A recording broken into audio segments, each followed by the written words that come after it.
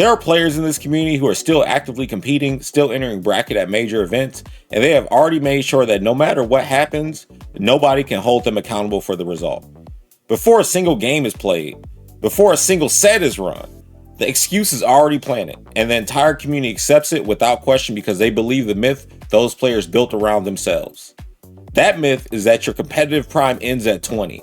I'm going to show you exactly how that idea works, who it serves, and why the people at the top of the chain are the most dangerous ones of all. By the end of this, you will understand every layer of how this narrative spreads, who benefits from it at each level, and why accepting it as true is the most expensive mistake you can make as a player. The claim as it gets stated out loud is that the prime age to go pro is 17 to 19. 16 and you are about to peak. 20 and your window is already closing. 3 years to identify your ceiling, build your skills, and break into the top level before your own biology starts working against you. And the people saying it loudest tend to share one thing. They have never won a world championship. They have online rankings and ratings and competitive ladders, which represent real-time invested, but a ranking tells you where you sit in a pool and a title tells you what you have proved when it mattered. Those are two completely different things, which means the people most certain about when your prime ends are usually working from incomplete information about what the top level actually demands. And that is the bottom of the chain. Let's take the biology claim seriously and follow it. Younger players have faster reaction times, which causes them to perform better in high-level competition, which means older players are physically incapable of keeping up. That sounds reasonable until you look at what these games are actually built around. Fighting games, shooters, real-time strategy, all of it is designed around human limitations. The timing windows for what is reactable and what forces a genuine 50-50 are intentional. The game is engineered around the edge of human capability on purpose, which means when a fighting game presents you with an unreactable situation, that word applies to everyone at the table. A 10-year-old does absorb the same mix. A professional at peak condition absorbs the same mix. You are all operating inside the same biological reality. The developers who built these games already accounted for the range of human reaction time. They had to. The game only works if the limits apply equally to everyone playing it. That is not an accident of design, that is the whole point. So when people say older players only win because modern games rely more on guessing, what they are actually describing is getting conditioned into a situation where they had no clear answer by someone who spent more hours building those scenarios than they have. And those scenarios do not build themselves. That is accumulated game knowledge producing a result, and game knowledge does not have an expiration date. That is the opposite of randomness, and calling it luck is easier than accepting you were outplayed. But if you still think this is a biology conversation, there's one example that removes every other variable. Super Smash Bros. Melee has received the same competitive environment for 20 years. Same neutral game, same timing windows, same systems with zero patches changing how it plays. And the players who stayed sharp stayed competitive. The players who fell off stopped maintaining the skill. Age is not the differentiating factor because the environment never changed. The only variable left is how much work went in.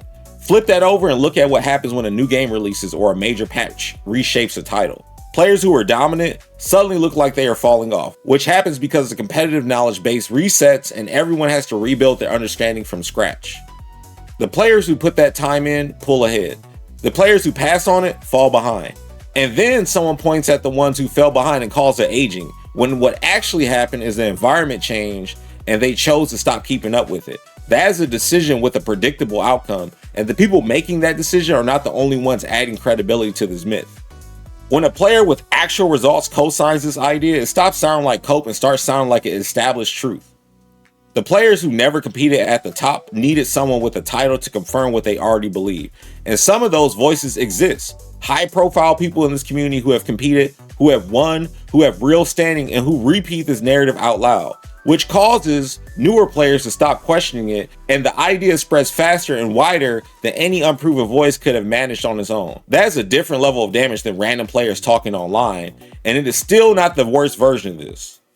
Former world champions and top competitors who use age as a cover story for a decision they already made, they want to transition into commentary, get visibility at events in a different role, build a career on the other side of the microphone. That is a legitimate path, and there's real value in experienced voices explaining the game. But when a former champion says publicly that age made competing impossible, they are giving the narrative credibility it never had when unproven players were saying it. And when someone pushes back on them directly, the story moves. Suddenly, it is about adult responsibilities and personal priorities and time spent away from things that matter more, which is all real. But if the original claim was that biology made competing impossible, and the actual answer is that you chose to stop investing the time, those are two different statements. One is a limitation and one is a decision. And framing a decision as a limitation lets you exit without ever being held accountable for it. That would be the worst version of the story. Unfortunately, it's not. Almost nobody says this out loud, so I will. This was never really a conversation about age. Think about every layer you just heard and ask yourself what they all have in common. Unproven players using it so their losses have a built-in explanation. Credible voices using it so their influence feels grounded in something real. Retired champions using it so their exit feels inevitable rather than chosen. And now the players who are still competing, still entering bracket, still active, who plant this narrative around themselves before a single game is played. If they win, they beat the odds. If they lose, you already know their prime was behind them, so there's nothing to say. The result is explained before the bracket even starts, which means every time you heard someone talk about gaming prime, every time you watched a former champion say the best days were behind them, you were watching people build a system where losing carries no consequences for the right people. The myth was never about protecting players from false expectations. It was about protecting certain players from ever being held to the same standard as everyone else. And the community absorbed it without realizing that is what was happening. At the bottom, you have players who never competed at the top spreading this as fact. Above them are credible voices amplifying it. Above them are retired champions using it to exit clean. And at the top are still active players using it as a pre-built loss insurance, so every defeat already has an explanation attached before it happens. Each layer feeds the one below it and makes the myth harder to push back against. The player sitting at home who is 22 years old is starting to believe their window is closing, absorbs all of it without ever knowing where it came from or who it actually protects. What the community deserves is accountability at every level. What it gets instead is a narrative that insulates the most influential people in the space from ever having to answer for their results.